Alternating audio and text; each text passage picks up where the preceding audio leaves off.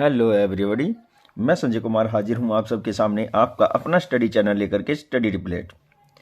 जैसा कि आप लोगों को पता है कि हम 10th क्लास की हिस्ट्री से चैप्टर नंबर 8 एक्सप्लेनेशन के माध्यम से समझ रहे हैं। तो हमने इससे पहले एक के बाद एक 2 पार्ट इस चैप्टर के अपलोड किए हैं।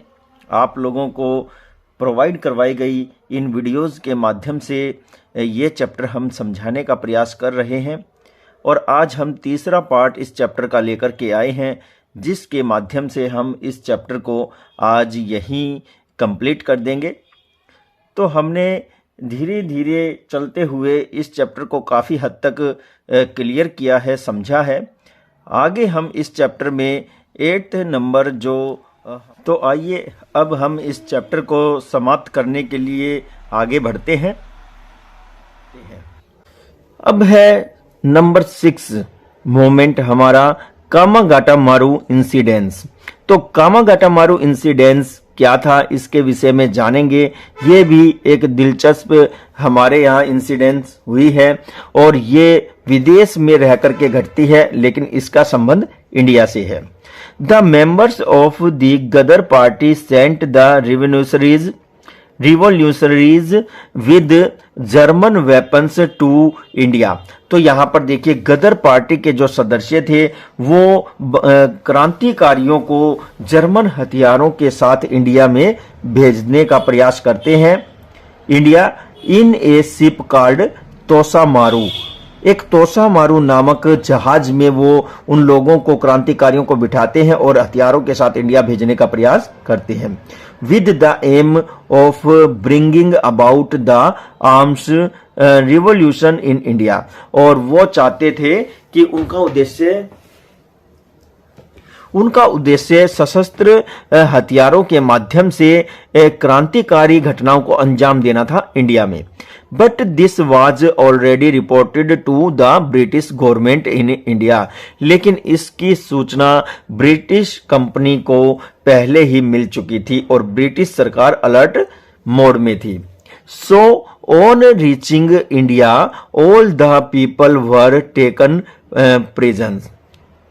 तो इंडिया पहुंचते ही सभी क्रांतिकारियों को, सभी लोगों को अरेस्ट कर लिया जाता है। 7 डेथ सेंटेंस वर अवॉर्डेड। तो यहां बताया गया है कि बहुत से लोगों को मृत्यु दंड की सजा दी गई। एट द सेम टाइम, उसी समय the Canadian government had imposed many unreasonable restriction on Indians.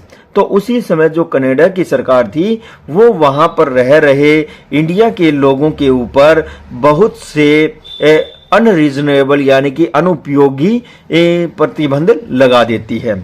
So for the corporation of these Indians, क्योंकि इन इंडियंस ने, जो कनाडा में रह रहे थे, उन्होंने भारत में जो हथियार ले जाने वाले इंडियंस थे उनकी मदद की थी। इसकी वजह से बाबा गुरदित्ता सिंह ए वेल्थी इंडियन फ्रॉम सिंगापुर। तो सिंगापुर से एक धनी व्यक्ति जिसका नाम था बाबा गुरदित्ता सिंह टुक 350 इंडियंस ऑन द कामागाटा मारू शिप। तो वो 350 इंडिया के लोगों को लेकर के कामागाटा मारू नामक जहाज से वो निकल पड़ते हैं इंडिया के लिए। एंड लेफ्ट फॉर कनाडा, मतलब वो इंडिया के लिए नहीं जाते, वो कनाडा के लिए निकल पड़ते हैं। On May 23, 1914 when this ship reached the Canadian ports of Vancouver। जब 23 मई 1914 को ये जहाज कामागाटा मारू जो जहाज है ये कनेडियन पोर्ट पर, जिसका नाम था वैंकावर, जब वहां पहुंचता है तो क्या होता है? The Canadian government did not allow them to land here. तो जो कनाडा की सरकार है उन्हें वहां पर उतरने का जो है उतरने से रोक देती है, उनको अलाउ नहीं करती। After that the ship left for India, इसके बाद जो शिप है वो इंडिया की तरफ मुड़ जाता है। But when the British government came to know, लेकिन जब ब्रिटिश सरकार को पता चला इसके विषय में, as soon as it reached Calcutta, कि जैसे ही वो कलकत्ता में पहुंचे, the government tried to send these passenger to Punjab, तो जो ब्रिटिश गवर्नमेंट थी उसने कोशिश की कि कलकत्ता से उन्हें सीधे पंजाब भेजा जाए। When some passengers tried to enter Calcutta by force, लेकिन जब कुछ यात्रियों ने जबरन कलकत्ता में घुसने का प्रयास किया तो क्या करते हैं, the government opened fire on them, तो जो सरकार थी वह उन पर खुली गोलियां बरसा देती है। Due to the shooting of innocent people in Komagata Maru, और कामागाटा मारू की इस जहाज से उतरने वाले जो ये इनोसेंट मासूम लोग थे उन पर शूटिंग होने की वजह से, गोली कांड होने की वजह से, there was a lot of anger among the Indians against the British rule, तो इसकी वजह से वहां पर बहुत बड़ी मात्रा में जो इंडिया के लोग थे उनमें ब्रिटिश सरकार के विरुद्ध गुस्से की ज्वाला भड़क उठी। तो ये था कामागाटा मारू नामक घटना के विषय में। इस वीडियो को ज्यादा लंबा करने से बचने के लिए हमें इसके एक और मूवमेंट को लेते हैं, फिर उसके बाद हम इस वीडियो को यहीं समाप्त करेंगे और फिर हम इसका एक तीसरा पार्ट लेकर के आएंगे जिसमें हमारा ये चैप्टर कंप्लीट होगा। तो डियर स्टूडेंट, ये बहुत ही बड़ा चैप्टर है। इस चैप्टर के पॉसिबल नहीं था कि एक ही पार्ट में वीडियो को कंप्लीट किया जाए, क्योंकि इतना बड़ा वीडियो अपलोड करते समय भी और फिर स्टूडेंट भी जो है लगातार सुनने में बोरिंग हो जाते हैं। तो हम क्या करते हैं कि इन 3 पार्ट को आपको प्रोवाइड करवाएंगे पहले, और फिर उसके बाद हम इनको असेंबल करके एक ही वीडियो में कन्वर्ट करके भी आपको प्रोवाइड करवा देंगे। तो देखते हैं हम अपनी वीडियो का अंतिम पहरा, जो अंतिम मोमेंट है वो क्या है। तो चलिए, और वो है 7 नंबर मूवमेंट है काकोरी इंसिडेंट। बड़ा ही जबरदस्त ये एक इंसिडेंट है। तो देखते हैं काकोरी में ऐसा क्या हुआ था जो इतना फेमस हुआ। After the Jallianwala Bagh massacre of 1919 AD, तो 1919 एडी के जो जलियांवाला बाग हत्याकांड था, इसके बाद and the suspension of the non corporation movement, और असहयोग आंदोलन के स्थगित होने के बाद, मतलब यहां पर एक भूमिका बनाई गई है कि जो 1919 में जलियांवाला बाग हत्याकांड हुआ था, एक तो उसके बाद, और दूसरा फिर जो असहयोग आंदोलन चल रहा था उस बाद, उसके स्थगित होने के बाद। तो देखिए, the revolutionaries of India started to organise, अब जो क्रांतिकारी थे भारत के वो ऑर्गेनाइज यानी कि एकजुट होने लगे थे। There leaders were Ram Prasad Bismil, Yogesh चंद्र चटर्जी, सच्चिदानंद नाथ सान्याल और सचिंद्र नाथ सान्याल, फिर उसके बाद चंद्रशेखर आजाद एंड यहां पर बताया है सुभाष चंद्र भट्टाचार्य। तो देखिए क्या क्या बताया कि जब ये लोग क्रांतिकारी जब ये एकजुट हो रहे थे इन दोनों घटनाओं के बाद, तो उन क्रांतिकारियों की जो लीडरशिप कर रहे थे, तो सबसे आगे राम प्रसाद बिस्मिल थे, और फिर योगेश चंद्र चटर्जी थे, और सचिंद्र नाथ सान्याल थे, चंद्रशेखर आजाद और सुरेश चंद्र भट्टाचार्य भी थे जो उनकी लीडरशिप कर रहे थे। तो देखिए, इन अक्टूबर 1924 एडी 1924, अक्टूबर 1924 में क्या होता है। अक्टूबर 1924 में एक घटना घटती है, और वो क्या है देखते हैं। Conference of these revolutionary youths was held in Kanpur, तो ये जो क्रांतिकारी थे इनकी कानपुर में एक नौजवानों की एक सभा होनी थी, है ना।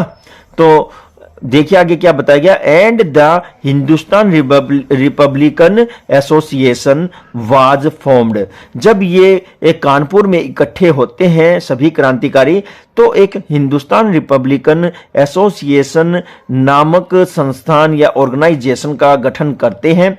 It's objective was to overthrow the colonial power through armed revolution. तो इस संगठन का एक ही उद्देश्य था और वो था उपनिवेशवाद को भारत से किसी भी मूल्य पर, चाहे वो सशस्त्र ही क्रांति क्यों न हो, उसको उखाड़ फेंकना है। Money was needed to struggle, और इस संघर्ष के लिए पैसे की आवश्यकता थी। कैंपेन चलाने के लिए पैसे की आवश्यकता थी। Mobilising the youth in their party, और अपने पार्टी में नौजवानों की सभी एक्टिविटी और सभी आवश्यकताओं को पूरा करने के लिए भी पैसे की आवश्यकता थी। ट्रेन एंड कलेक्ट आर्म्स, तो यहाँ देखिए ट्रेन और कलेक्ट आर्म्स यानी कि हथियारों को जुटाने की आवश्यकता थी और बहुत से संसाधनों की भी आवश्यकता थी। For this purpose, 10% of this organization under the leadership of Pandit Ram Prasad Bismil. तो यहाँ बताया गया कि वही धन जुटाने के लिए 10 लोगों का एक दल संगठन बना करके राम प्रसाद बिस्मिल की लीडरशिप में क्या करते हैं, looted the treasure by stopping the train in Kakori village near Lucknow on 9 August 1925 AD. तो यहाँ बताया गया है 9 अगस्त 1925 को राम प्रसाद बिस्मिल की अगुवाई में लगभग 10 लोगों ने क्या किया, ट्रेन काकोरी नामक गांव में, है ना, लखनऊ के पास काकोरी नामक गांव में एक ट्रेन को लूट लिया जो अंग्रेजों का धन लेकर के जा रही थी। ठीक है, ये वो घटना हुई थी काकोरी नामक। अब देखते हैं एक्शन क्या लेती है government. The government was very angry, और गवर्नमेंट क्या होती है, बहुत ज्यादा गुस्से में आती है विद दिस इंसिडेंट, इस घटना से बहुत ज्यादा गुस्से में आ जाती है। A large number of youths were arrested, एक बहुत बड़ी संख्या में युवाओं को गिरफ्तार कर लिया जाता है। दे वर ट्राइड, उन पर मुकदमा चलाया जाता है। पंडित राम प्रसाद बिस्मिल, रोशन सिंह, राजेंद्र लाहिरी एंड अशफाकुल्ला खान, तो ये सभी नाम बताए गए हैं। पंडित राम प्रसाद बिस्मिल और रोशन सिंह तथा राजेंद्र लाहिरी और अशफाकुल्ला खान वो उनमें शामिल थे। वर सेंटेंस्ड टू डेथ, और इनको सजाए मौत दी जाती है। 4 were sent to Andaman with life imprisonment, तो देखिए यहां पर, और जो बाकी के 4 बचे उनको अंडमान में उम्र कैद की सजा के लिए भेज दिया जाता है। 17 other were sentenced to long sentences, तो देखिए जो 17 दूसरे बचे थे उनको एक लंबी सजा सुनाई गई, है ना। तो इस तरह से ये काकोरी एक घटनाक्रम हुआ था। एक ट्रेन को लूटा गया था 9 अगस्त 1925 को। लखनऊ के पास ये एक गांव है, काकोरी नामक गांव है, और इस लूट की घटना का जो मेन लीडरशिप जो कर रहे थे वो थे राम प्रसाद बिस्मिल।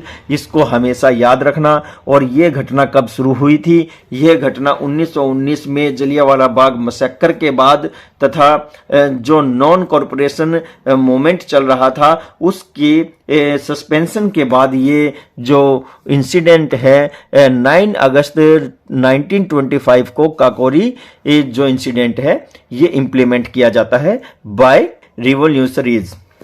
तो ये थी हमारी महत्वपूर्ण मोमेंट्स, जितने भी इंसिडेंट्स थे वो हमने यहाँ डिस्कस किए हैं। अब यहाँ पर और भी बहुत से बचते हैं।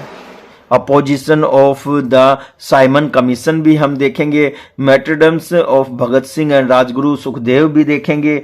मतलब अभी तो हमारा ये चैप्टर बाकी है और फिर इस चैप्टर के लास्ट में हम कुछ ऐसे और महत्वपूर्ण क्वेश्चन भी जानेंगे जो कंपटीशन एग्जाम में अब अब जो वर्तमान समय चल रहा है उनमें काफी वो आते रहते हैं।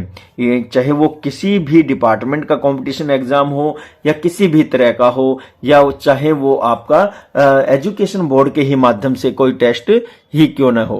तो हम अच्छे से भली प्रकार से अपने इस चैप्टर को समझेंगे, आगे बढ़ाएंगे। हमारा अगला पार्ट, हम तीसरा पार्ट इस वीडियो का जल्द से जल्द लेकर के आ रहे हैं। डियर स्टूडेंट, इस चैनल को आप लोग ज़्यादा प्रमोट करें, जितना ज़्यादा हो सके लाइक कमेंट शेयर करें।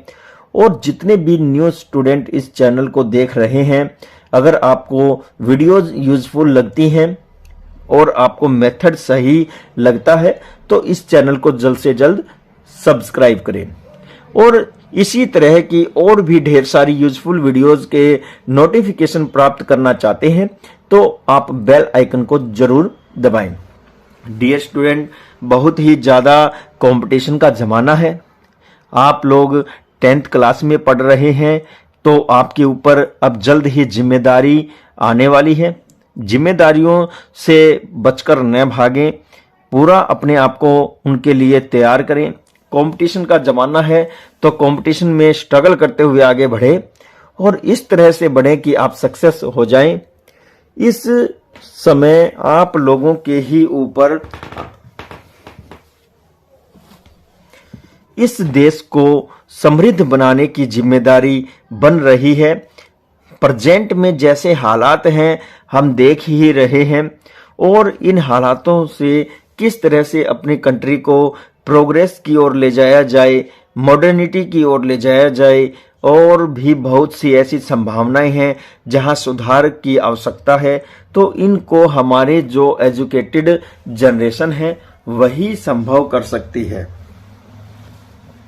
आप लोगों से एक और छोटा सा आग्रह करना चाहूंगा कि जब आप लोग आपके अपने स्टडी चैनल स्टडी 888 की जो भी वीडियो देखते हैं, आप उसमें जरूर से जरूर एक बहुत ही प्यारा सा कमेंट और एक लाइक जरूर करें, तथा आप एक रेवोल्यूशन के माध्यम से भी इस चैप्टर को आप पढ़ रहे हैं तो एक क्रांति ही होती है एजुकेशन के माध्यम से प्रत्येक युवा अपने सपने पूरे करता है, और जब एक युवा जॉब करता है, सक्सेस होता है, तो वो कहीं ना कहीं कंट्रीब्यूट करता है अपनी कंट्री के सक्सेस में, है ना। तो आप लोग भी इस चैनल को, इसकी मेहनत को सक्सेस करने में कंट्रीब्यूट कर सकते हैं। इससे ज़्यादा से ज़्यादा लोगों को जोड़िए, जितना ज़्यादा हो सके लिंक को शेयर करें। हम बोर्ड की परीक्षाओं की तैयारी भी अच्छे से करवा रहे हैं, और जितने भी कंपटीशन एग्ज़ाम हेल्ड किए जाते हैं उनकी प्रिपरेशन भी हम बहुत ही अच्छे से करवा रहे हैं।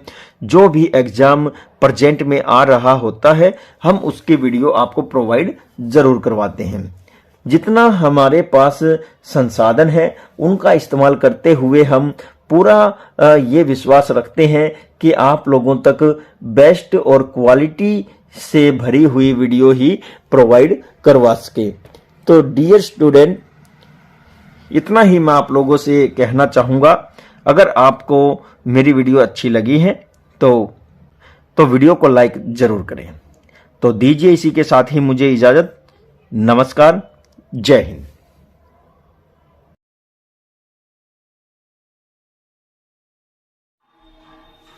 नेक्स्ट हमारा जो यहाँ पर इंसिडेंट हुआ है वो है opposition of the Simon commission, Simon commission का विरोध।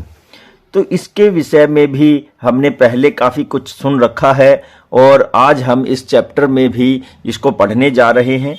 तो देखिए क्या बताया गया है। In 1928 AD a commission consisting of 7 members all Englishman came to India headed by sir John Simon. तो यहाँ बताया गया है कि 1928 में 7 सदस्यों, जिसमें सभी अंग्रेज व्यक्ति थे, वाला एक कमीशन आया, और वो उस कमीशन की अध्यक्षता कौन कर रहा था? सर जॉन साइमन कर रहे थे। तो आगे बताया गया है, this commission was opposed all over India. इस कमीशन का पूरे भारत में विरोध प्रदर्शन हो रहा था। With the slogan of Simon go back, और नारे लगाए जा रहे थे कि साइमन गो बैक, वापस जाओ। द होल ऑफ इंडिया रिसोनेटेड, तो यहाँ बताया गया है कि पूरा भारत यहाँ पर गूंज उठता है एक साथ इस नारे के तहत। On October 30, 1928 AD, while opposing the Simon commission in Lahore, तो बताया गया है कि 30 अक्टूबर 1928 को साइमन कमीशन का विरोध करते हुए लाला लाजपत राय सक्यूम्ड टू ए बब्रिक लाठीचार्ज। तो यहाँ बताया गया है कि जब विरोध प्रदर्शन कर रहे थे तो उनमें सबसे आगे लाला लाजपत राय थे। तो लाला लाजपत राय पर बर्बर लाठी चार्ज हुई, जिसकी वजह से उनकी मृत्यु हो जाती है। Rajguru and Bhagat Singh shot Saunders and avenged the death of Lala Lajpat Rai. तो यहाँ बताया गया है कि भगत सिंह, राजगुरु और उनके साथी मिलकर के सॉन्डर्स, जो कि लाला लाजपत राय की मौत का कारण रहे क्योंकि उन्होंने ही लाठी चार्ज का ऑर्डर दिया था, तो उनको मारा गया और लाला की मृत्यु का बदला लिया गया। तो ये एक छोटी सी घटना यहाँ पर साइमन कमीशन के विषय में थी, जिसमें लाला लाजपत राय अपनी जान गंवाते हैं, और लाला लाजपत राय की मृत्यु के बाद ही भगत सिंह जैसे जुझारू जाबाज सिपाही इस देश के वो उठ खड़े होते हैं और बिना किसी वर्दी के वो इस देश के लिए अपना कर्ज चुकाते हैं। तो देखिए आगे क्या बताया गया है। मार्टिडम्स ऑफ भगत सिंह, राजगुरु, सुखदेव। तो भगत सिंह, राजगुरु और सुखदेव की शहीदी के विषय में बताया गया है। The case of Bhagat Singh involvement in the Saunders murder case started when जय गोपाल बिकेम एन इन्फॉर्मर। तो देखिए यहाँ क्या बताया गया है कि जय गोपाल के मुखबिर बनने से सॉन्डर्स हत्याकांड में भगत सिंह की संलिप्तता का केस शुरू हो जाता है, यानी कि इसमें केस चलता है कि इस हत्याकांड में भगत सिंह थे। This is called the Lahore conspiracy case, और इसी केस को ही लाहौर षड्यंत्र केस भी कहा जाता है। After this he was presented in Lahore, और बताया जाता है कि इसके बाद उन्हें लाहौर में पेश किया जाता है। A total of 16 revolutionaries were prosecuted. तो कुल मिलाकर के 16 क्रांतिकारियों पर मुकदमा चलाया जाता है।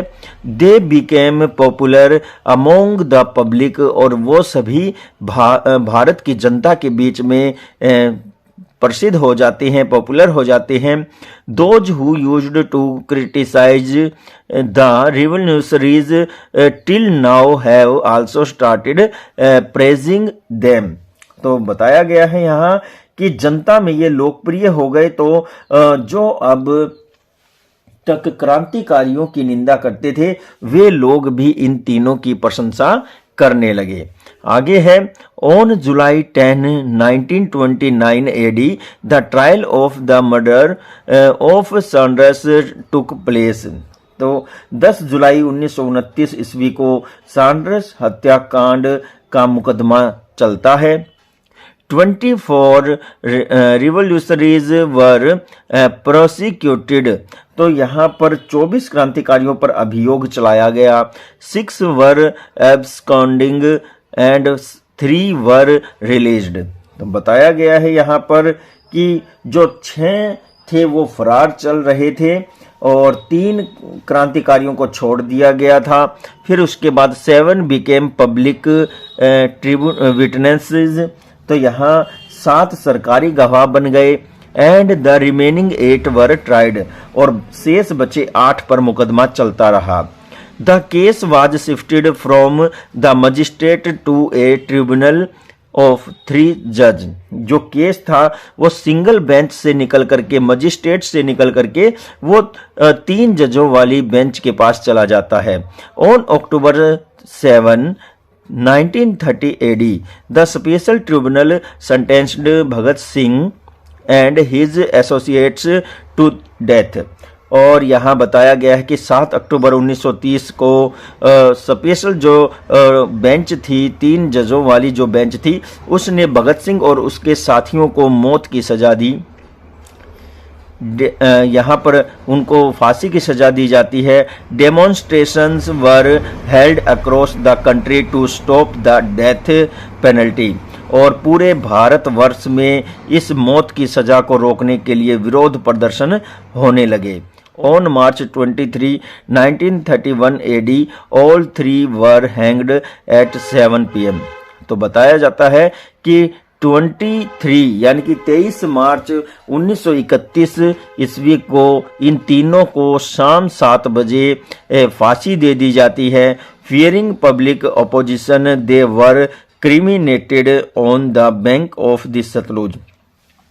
लोगों के विरोध के डर की वजह से उनका अंतिम संस्कार सतलुज नदी के किनारे पर कर दिया जाता है। और Chandrashekhar Azad continued his revolutionary activities. और फिर चंद्रशेखर आज़ाद जो बाहर थे वो अपनी क्रांतिकारी गतिविधियों को जारी रखे हुए थे।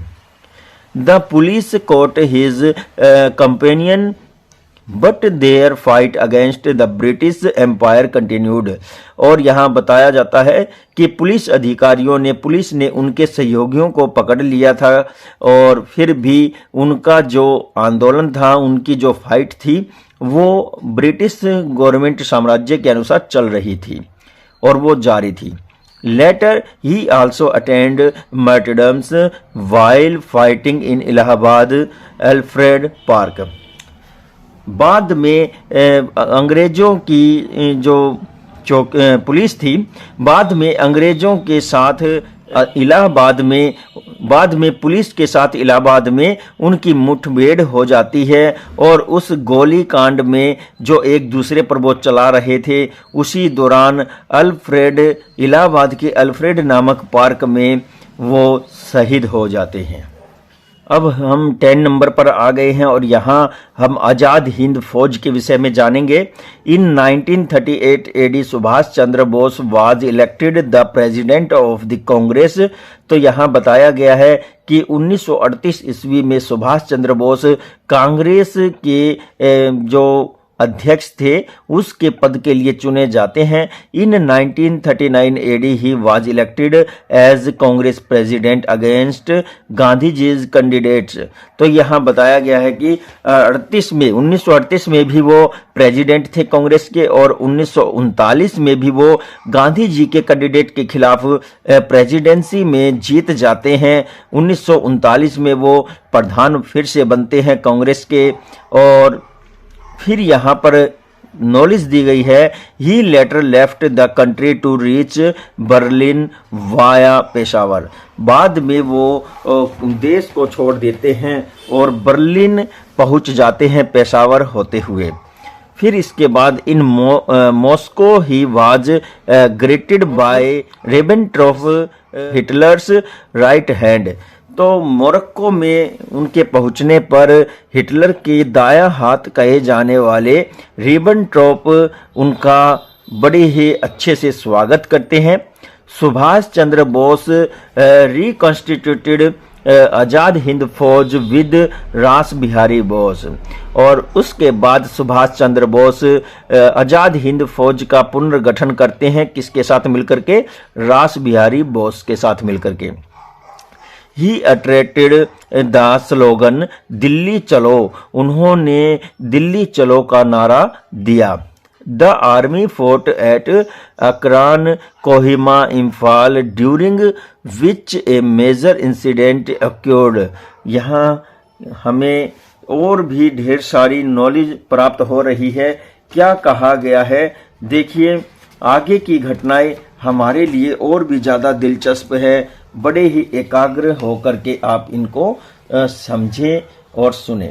तो यहाँ पर आज़ाद हिंद फौज का पुनर्गठन करने के बाद नेताजी दिल्ली चलो का नारा देते हैं और फौज ने अराकान, कोहिमा और इम्फाल में संघर्ष किया। इसी दौरान एक बड़ी घटना घटी। और क्या घटना घटी वो हमने अभी तक देखी नहीं है और वो क्या है। On August 18, 1945 AD Subhash Chandra Bose is believed to have died in an airplane crash. तो देखिए 18 अगस्त 1945 ईस्वी को एक हवाई जहाज दुर्घटना में माना जाता है कि सुभाष चंद्र बोस की मृत्यु हो गई। Although his death has not been confirmed yet, और फिर भी उनकी जो मृत्यु है वो अभी तक पुष्टि नहीं हो पाई है कि उनके साथ क्या घटना घटी है और वाकई में ही उनकी मृत्यु हुई है या नहीं, ऐसा कुछ भी हमें कोई प्रूफ नहीं मिला है। आज़ाद हिंद फौज वाज ए यूनिक ऑर्गेनाइजेशन, और आज़ाद हिंद फौज एक संगठन के रूप में अद्वितीय थी। The extraordinary work of Subhash Chandra Bose and his Azad Hind Fauj had a very deep impact on the Indian peoples. यहाँ पर सुभाष चंद्र बोस और उनकी आज़ाद हिंद फौज एक विलक्षण कार्य के लिए प्रसिद्ध थी और भारतीय जनता पर इसका बहुत ही ज़्यादा गहरा प्रभाव पड़ा था।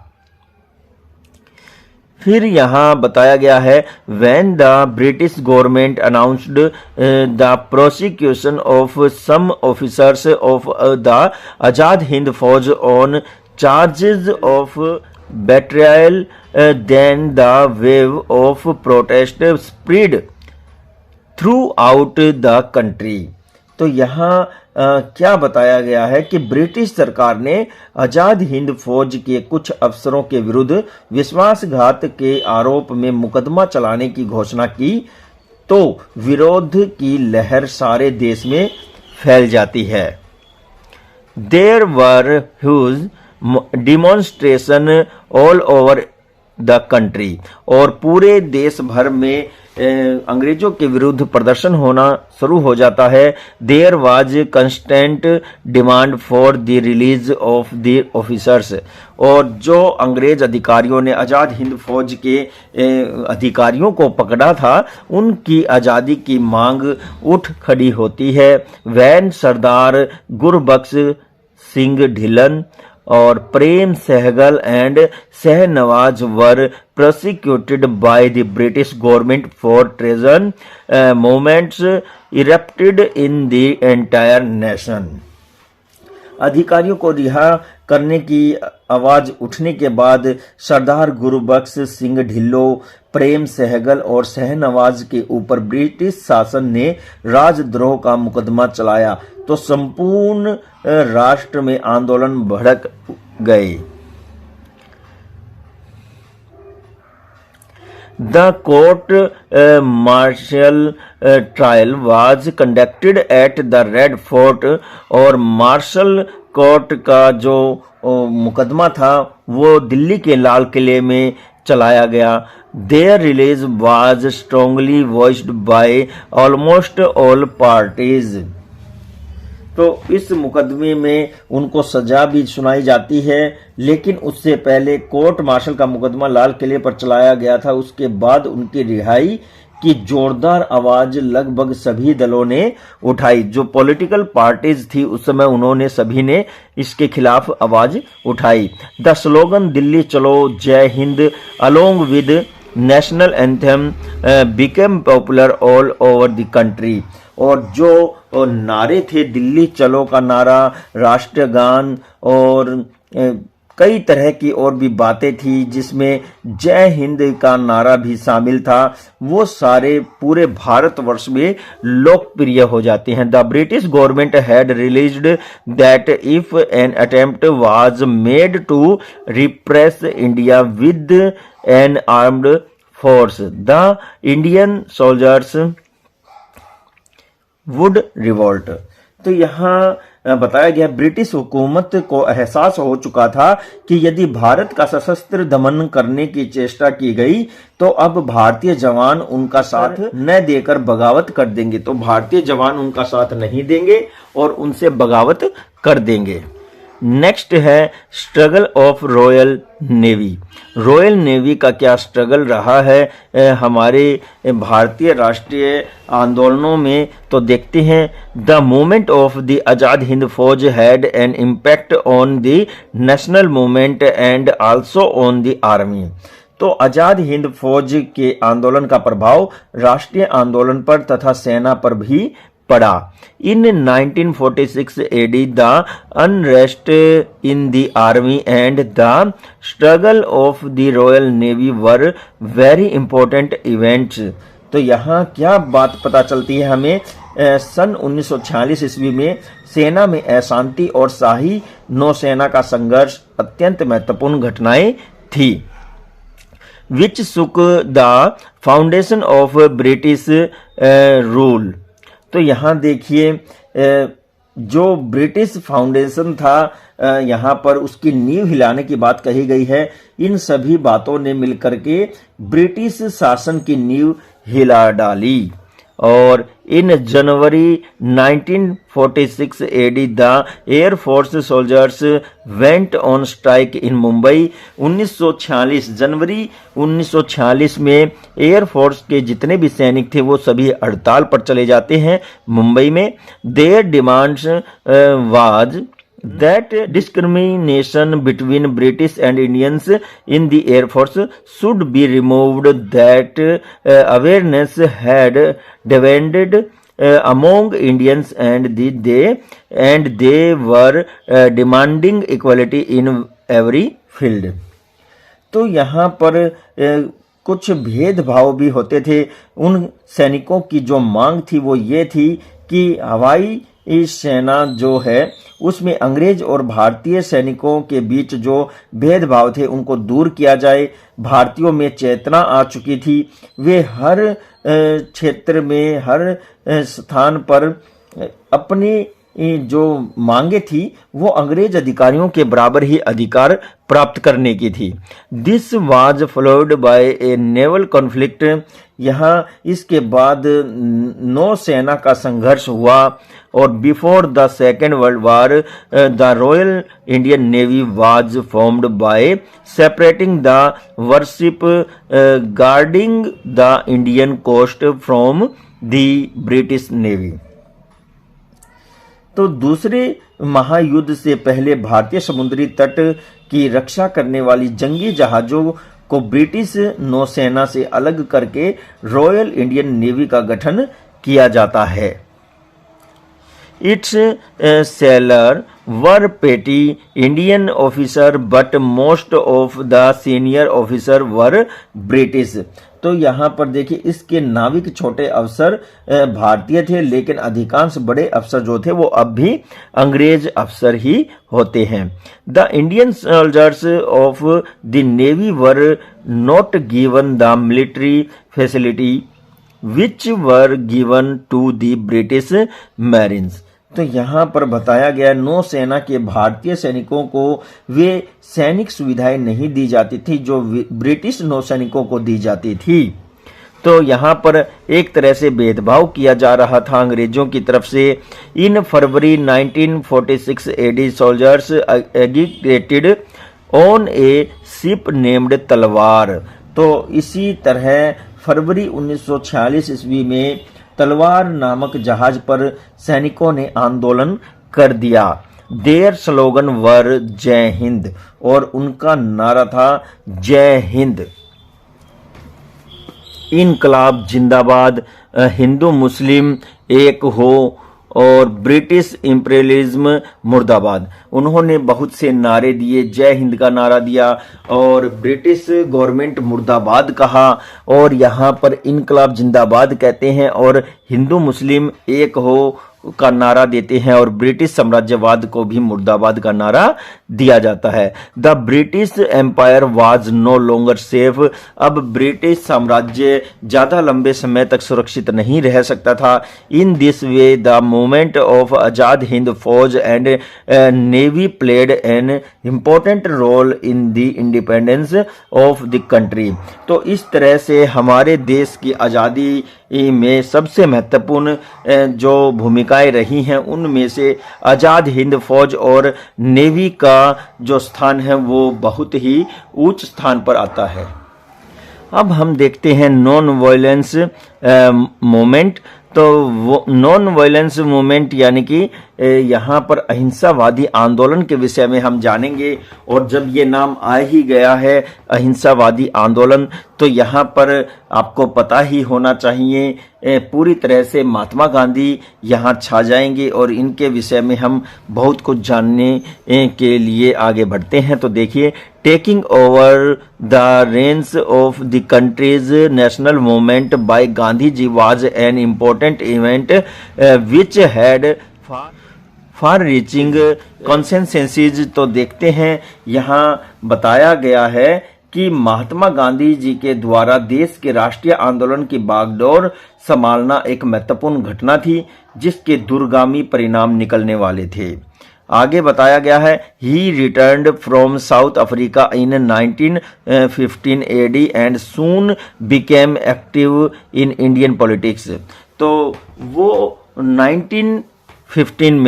1915 में साउथ अफ्रीका से लौटते हैं भारत में, और लौटते ही वो तुरंत भारतीय राष्ट्रीय आंदोलन की जो राजनीति थी उसमें शामिल हो जाते हैं।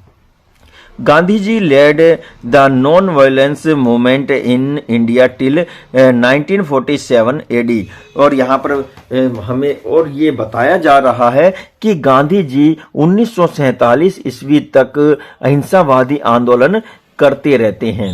After the First World War, Gandhi ji started the non-cooperation movement in circumstances like the Rowlatt Act, Jallianwala Bagh massacre, etc. तो देखिए, गांधी जी 1947 में आने के बाद विभिन्न आंदोलन करते हुए प्रथम विश्व युद्ध जब समाप्त होता है और रोलेट एक्ट तथा जलियांवाला बाग नरसंहार जैसी घटनाएं घटती हैं, तो महात्मा गांधी असहयोग आंदोलन का सहारा लेते हैं और अंग्रेजों का विरोध प्रदर्शन करते हैं। ही returned all the medals and awards of the government of India which he had received for helping the government in the First World War। जो उन्होंने पहले विश्व युद्ध के दौरान अंग्रेजी शासन की सहायता की थी और उसके एवज में उनको बहुत से मेडल, अवार्ड्स, उपाधियां दी गई थी, वो सभी उन्होंने अंग्रेजों को वापस लौटा दी। Following his intense, hundreds of patriots gave up their titles। तो यहाँ पर देखिए, उनके बाद उनके साथ साथ जो है सैकड़ों लोगों ने भी अपने जो देशभक्त थे जिनको उपाधियां मिली हुई थी, उन्होंने भी अपनी उपाधियों को वापस लौटा दिया। Lawyers like Lala Lajpat Rai, C.R. Das, Nehru, Vallabh Bhai Patel and Rajendra Prasad give up their practice. तो इनके साथ ही लाला लाजपत राय और C.R. दास, नेहरू, वल्लभ भाई पटेल और राजेंद्र प्रसाद शर्मा जो थे, उन्होंने अपने जो वकालत थी वो छोड़ दी। Many students dropped out of government schools. बहुत से छात्रों ने सरकारी स्कूलों में जाना बंद कर दिया। And were admitted to national schools, और राष्ट्रीय स्कूलों में एडमिशन ले लिया। According to the programme foreign clothes were boycotted, khadi was adopted in place of foreign clothes and the use of charkha increased. तो बहुत बड़े स्तर पर अंग्रेजी कपड़ों का बहिष्कार किया गया और खादी कपड़ों को अपनाया गया। वहाँ पर चरखे का महत्व बढ़ता गया और जो विदेशी कपड़ा था उसकी होली जलाई जाती है।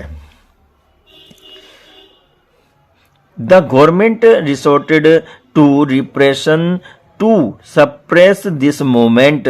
और यहाँ पर जो सरकार थी उसने इस आंदोलन को दबाने के लिए इस एक दमन चक्र का सहारा लिया।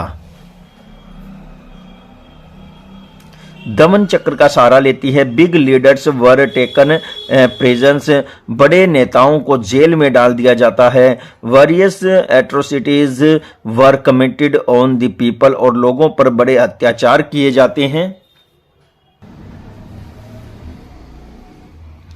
Within a few months, the number of imprisoned people exceeded 30,000, और यहाँ बताया गया कि कुछ ही महीनों में जो कैदी थे उनकी संख्या 30,000 से भी ज़्यादा हो गई। The more the government suppressed this movement, और यहाँ पर काफ़ी हद तक सरकार ने इस आंदोलन को दबा दिया। The more this movement continued to gain momentum, तो देखिए फिर भी ये आंदोलन जो है अपनी निश्चित गति से ही लगातार जारी रहता है।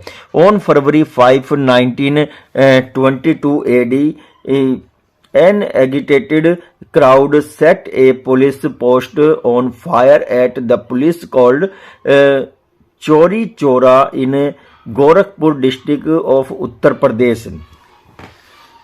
5 फरवरी 1922 ईस्वी को जो उग्र भीड़ थी उसने गोरखपुर, जो उत्तर प्रदेश एक गांव है चौरा चौरी नामक स्थान पर, जो गोरखपुर डिस्ट्रिक्ट में पड़ता है, वहां के पुलिस स्टेशन को आग के हवाले कर देती है भीड़। In which a police station in-charge and 21 constables were burnt to death, और उसमें 21 पुलिस वालों के साथ उस पुलिस चौकी का इंचार्ज भी जल करके मर जाता है। Mahatma Gandhi stunned by this incident suspended the non corporation movement, और इसी घटना से व्यथित होकर के महात्मा गांधी ने असहयोग आंदोलन को वापस ले लिया, यानी कि उसको स्थगित कर दिया। But this movement created awareness among Indians, लेकिन इस आंदोलन ने लोगों को जागरूक कर दिया था। In 1929, in a historic session on the bank of the river Ravi, Gandhi ji proposed complete independence, and to achieve this objective, it was decided to launch a civil disobedience movement. तो यहाँ पर 1929 की घटना का वर्णन किया गया है। रावी नदी के तट पर एक ऐतिहासिक अधिवेशन में गांधी जी ने पूर्ण स्वराज्य का प्रस्ताव रखा तथा इस उद्देश्य की प्राप्ति के लिए सविनय अवज्ञा आंदोलन चलाने का निर्णय भी लिया जाता है, और आंदोलन महात्मा गांधी जी के द्वारा ब्रिटिश सरकार के समक्ष जो है ये शुरू किया जाता है।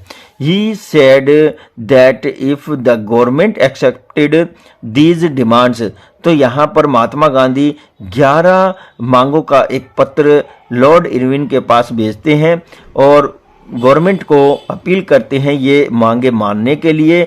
Then they would withdraw the decision to start the movement, और वो कहते हैं अगर डिमांड मान ली जाती है तो इस आंदोलन को करने का जो विचार है उसको त्याग दिया जाएगा। But the viceroy Lord Irwin did not concede to these demands, लेकिन लॉर्ड इरविन इन मांगों को स्वीकार नहीं करते हैं।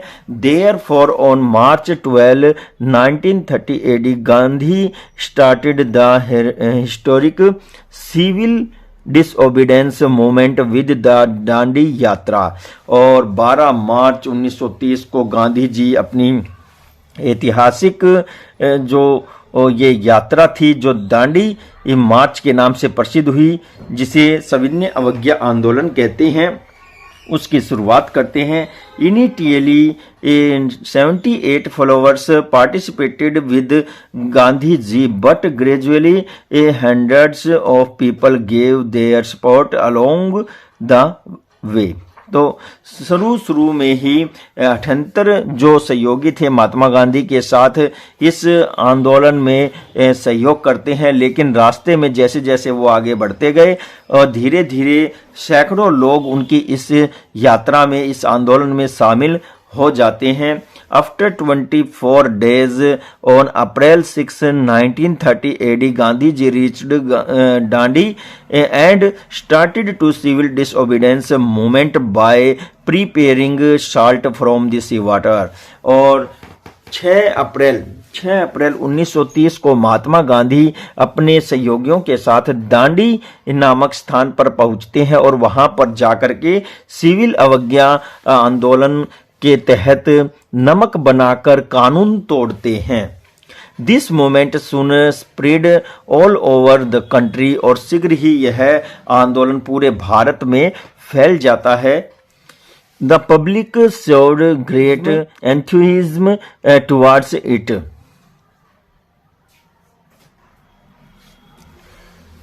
जनता ने इसके प्रति बहुत उत्साह दिखाया। Salt was made at every possible place and other laws were violated। तो यहाँ और भी घटनाएं जुड़ी हैं हमारे इस आंदोलन से। प्रत्येक संभव स्थान पर नमक बनाना शुरू कर दिया गया और कानून को तोड़ा गया। The British government was forced to enter into the Gandhi-Irwin Pact on March 5, 1931 AD। तो यहाँ पर ब्रिटिश गवर्नमेंट चुप बैठने वाली नहीं थी। ब्रिटिश सरकार को मजबूर होकर के 5 मार्च 1931 ईस्वी को गांधी इरविन समझौता करना पड़ा और इस समझौते के तहत देखते हैं आगे क्या हाथ लगता है। According to the agreement, Gandhi ji went to London to participate in the second round table conference and in despair announced the resumption of the movement। तो यहाँ देखिए समझौते के अनुसार गांधी जी को दूसरे गोलमेज सम्मेलन में भाग लेने के लिए जो है लंदन भेजा जाता है तथा निराश होकर गांधी जी पुनः आरंभ करने की घोषणा कर देते हैं। किसको? आंदोलन को। तो देखिए यहाँ पर क्या बताया गया है। मूवमेंट को दोबारा से जो है उसे आरंभ करने की घोषणा करते हैं। The government declared the Congress an illegal institution by arresting the Congress leaders. और जो सरकार है वह कांग्रेस को गैर कानूनी घोषित करते हुए इसके प्रमुख नेताओं को गिरफ्तार करना शुरू कर देती है। The Weeknd the national movement British Prime Minister Ramsay MacDonald announced the communal decision on August 16, 1932 AD, whose main objective was to separate Harijans and the rest of the Hindus।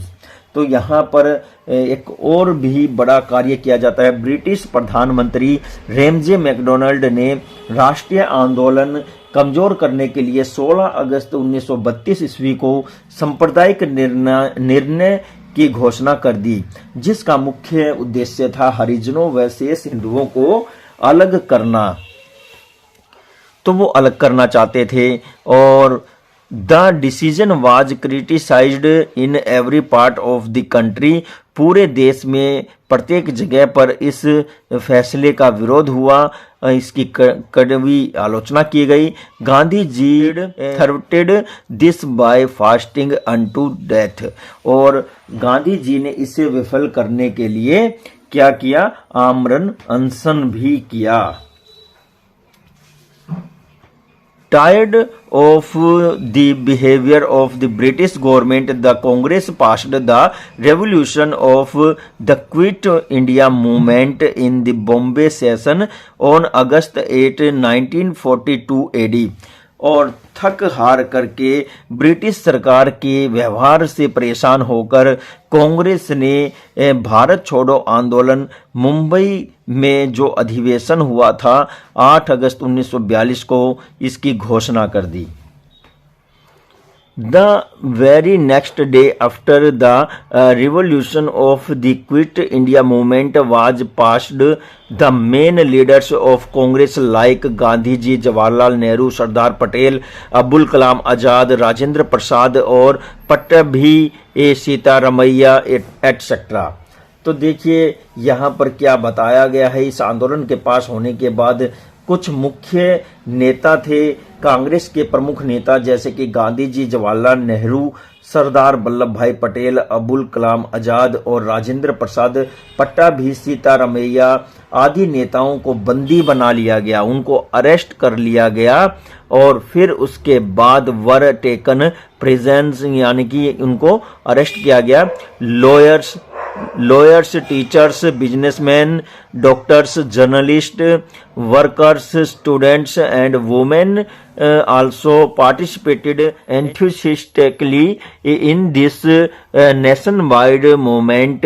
Meetings were held and processions were taken out in different towns. तो यहाँ बताया गया है इस राष्ट्रव्यापी आंदोलन में वकीलों, अध्यापकों, व्यापारियों, डॉक्टरों और पत्रकारों तथा मजदूरों और विद्यार्थियों, यहाँ तक कि स्त्रियों ने भी बढ़ चढ़ करके भाग लिया। There was a complete shutdown of work for almost a week. Congress was once again declared an illegal institution. और पूरी तरह से हमारे देश में कामकाज ठप पड़ गया।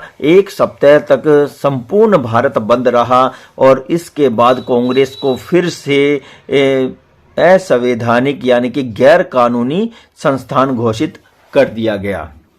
इसके बाद the British government resorted to the policy of repression to crush the movement. और यहाँ पर अंग्रेजी सरकार ने आंदोलन को कुचलने के लिए दमन की नीति का सहारा लिया। The government opened fire on peaceful procession and resorted to lathi charge. तो सरकार ने शांतिपूर्ण जुलूसों पर गोलियां चलाई, लाठी चार्ज किया और उन पर बुरे तरह से अत्याचार करती है। According to government sources, police opened fire on unarmed people on 538 occasions. कुल मिलाकर के यहाँ पर बताया है सरकारी सूत्रों के अनुसार 538 अवसरों पर निहत्थे लोगों पर पुलिस ने गोलियां चलाई थी। More than 1 lakh men and women were taken captive। और 1 लाख से भी ज्यादा लोगों को गिरफ्तार कर लिया गया, जिनमें पुरुष और महिलाएं दोनों शामिल थे। Heavy fine were imposed on the protesters। Chaos and unrest spread all over the country। और देखिए उसके बाद भी 1 लाख से अधिक लोगों को गिरफ्तार करने के बाद प्रदर्शनकारियों पर भारी जुर्माने किए गए। देश में चारों ओर अराजकता और अशांति फैल जाती है। People responded to violence with violence. और लोग हिंसा का बदला हिंसा से जवाब देने लगे। Many government buildings and police stations were burnt. और बहुत सारे सरकारी कार्यालयों और पुलिस स्टेशन को आग लगा दी गई। वायर लाइन्स वर कट। तारों को काट दिया गया। ऑल्दो दिस मोमेंट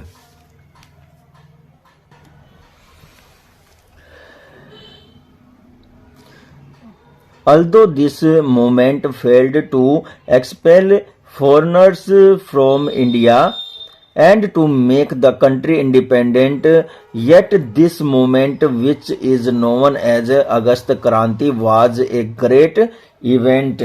और देखिए यद्यपि यह आंदोलन भारत में विदेशियों को निकालने तथा देश को स्वतंत्र कराने में असफल रहा, तथापि यह आंदोलन जिसे अगस्त क्रांति के नाम से जाना जाता है एक महान घटना थी।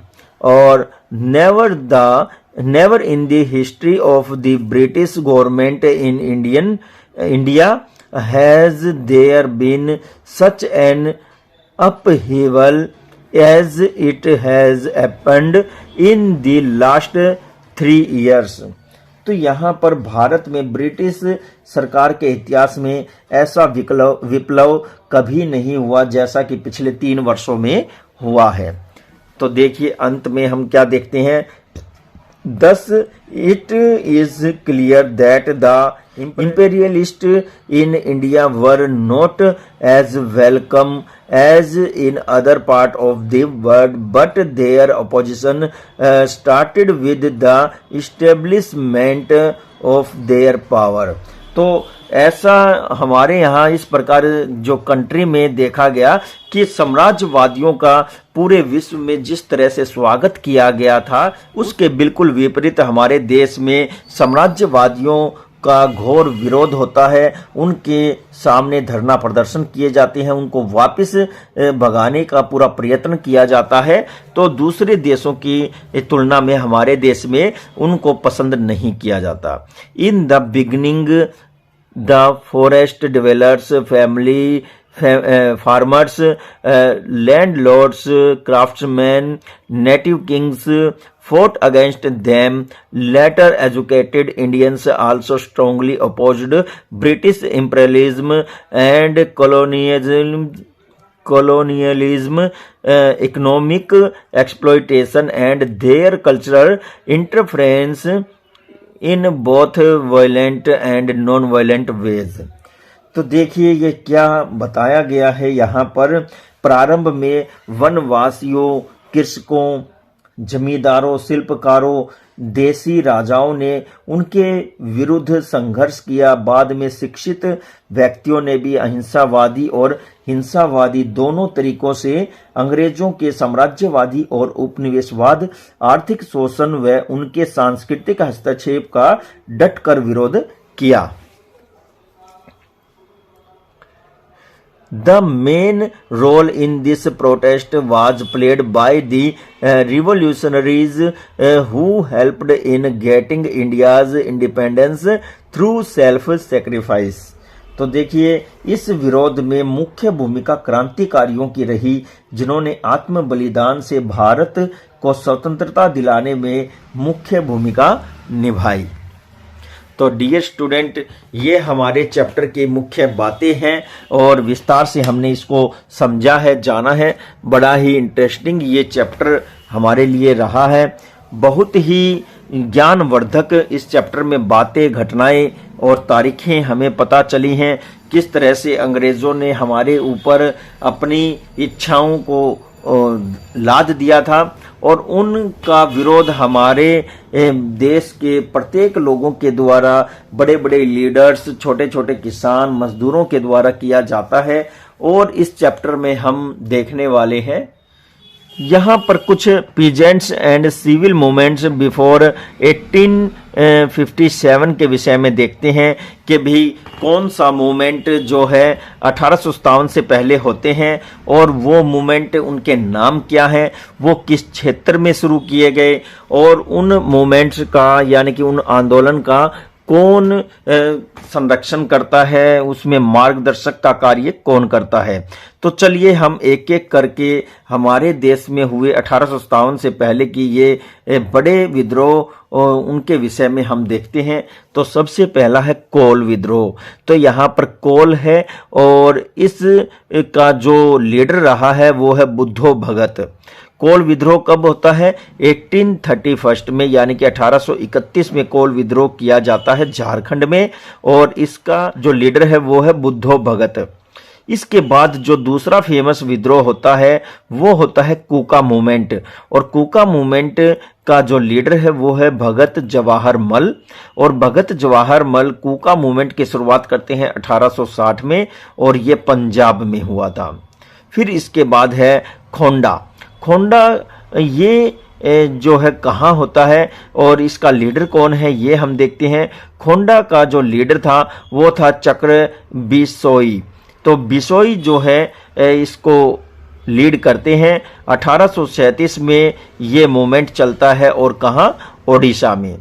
इसके बाद आता है मुंडा। मुंडा एक बहुत ही बढ़िया जनजातीय समुदाय हमारे देश में निवास करता है और ये किस क्षेत्र में रहता है? छत्तीसगढ़, झारखंड और मध्य प्रदेश के कुछ हिस्सों में तथा बिहार में ये मुंडा प्रजाति के लोग पाए जाते हैं। मुंडा जाति के लोगों में बिरसा मुंडा इनके मुखिया थे।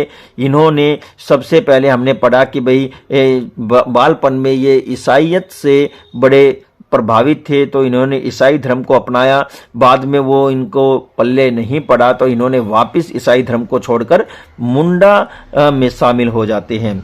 ये मूवमेंट शुरू करते हैं, मुंडा मूवमेंट, और ये 1899 से 1900 तक ये मूवमेंट करते हैं और ये झारखंड से हैं। 1900 में इनकी मृत्यु हो जाती है।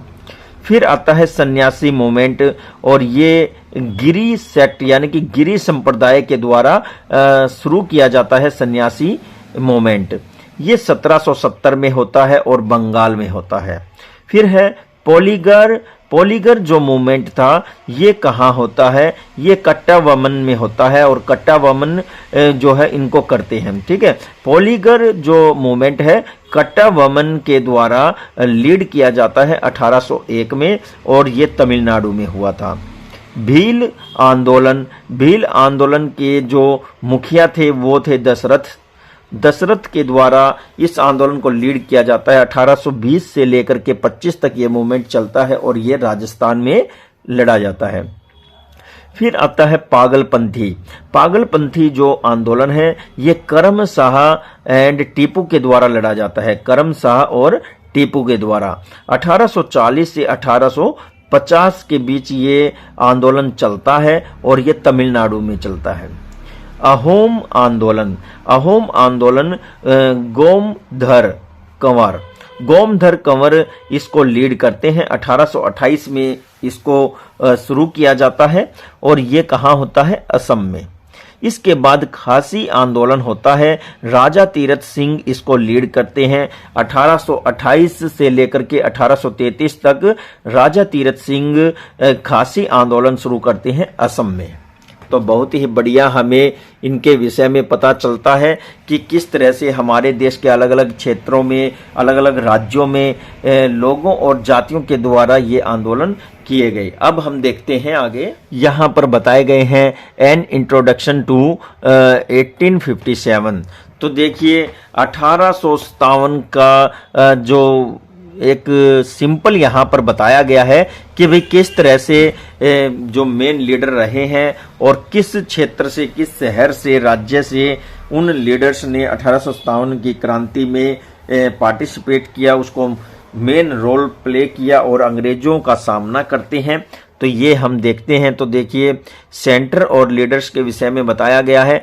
तो दिल्ली में इस क्रांति का जो मेन लीडर था, दिल्ली से इसको लीड किया जाता था और इसका जो मेन लीडर था वो था बहादुर शाह जफर, जो हुए हैं मुगल बादशाह, जो इसमें अपने प्राणों की आहुति देते हैं, बहादुर शाह जफर और बख्त खां।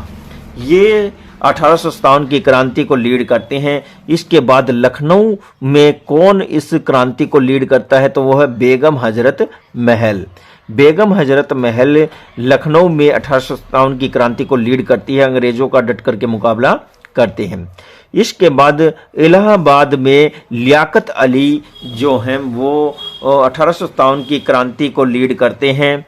फिर झांसी और ग्वालियर क्षेत्र में रानी लक्ष्मीबाई इस आंदोलन को 1857 की क्रांति में अपने क्षेत्र से प्रमुख रोल अदा करते हैं।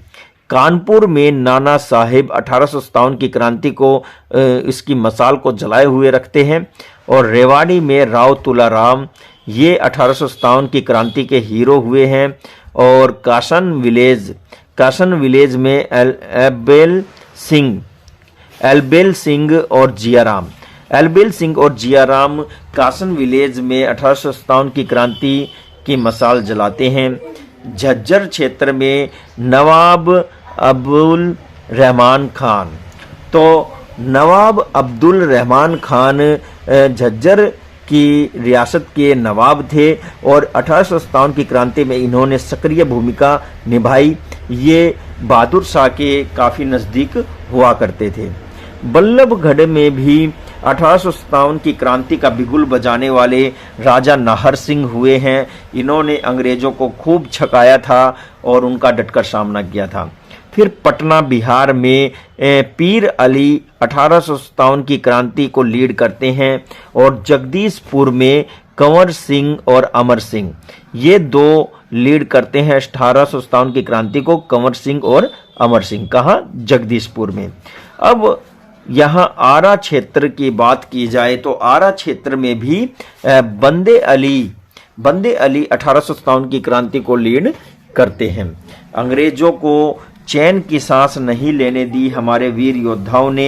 एक से बढ़कर के एक क्रांतिकारी घटनाएं जो होती रही हैं उनको अंजाम दिया है हमारे वीर योद्धाओं के द्वारा। ये हमारे पूर्वज हुए हैं।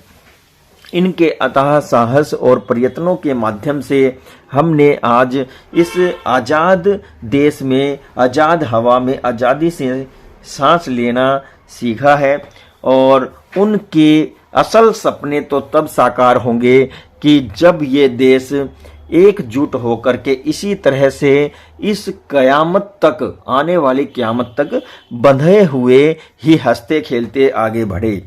इसमें विभिन्न तरह के जहर घोलने का प्रयास नित्य नए नए तरीकों से, षड्यंत्र से विदेशियों द्वारा और कुछ गद्दारों के द्वारा किए जाते हैं। अतः हम अपने देश को आगे बढ़ाने के लिए इन सब हथकंडों को फैल कर सकते हैं।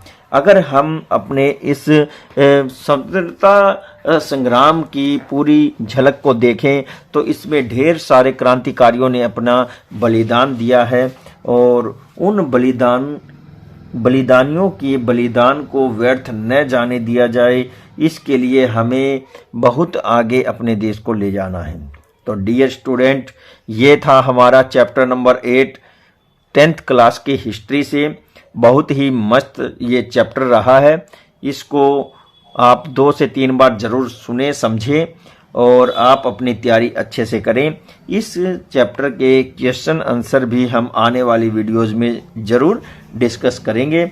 अतः अभी तक अगर आप लोगों ने इस चैनल को सब्सक्राइब नहीं किया है तो इसी तरह की महत्वपूर्ण वीडियोस का नोटिफिकेशन प्राप्त करने के लिए इस चैनल को जल्द से जल्द सब्सक्राइब करें।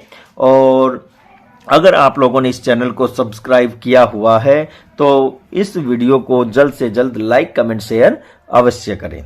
तो इसी के साथ ही मुझे दीजिए इजाजत। मैं संजय कुमार फिर से हाजिर हो जाऊंगा आप लोगों के सामने एक नई वीडियो के साथ। नमस्कार।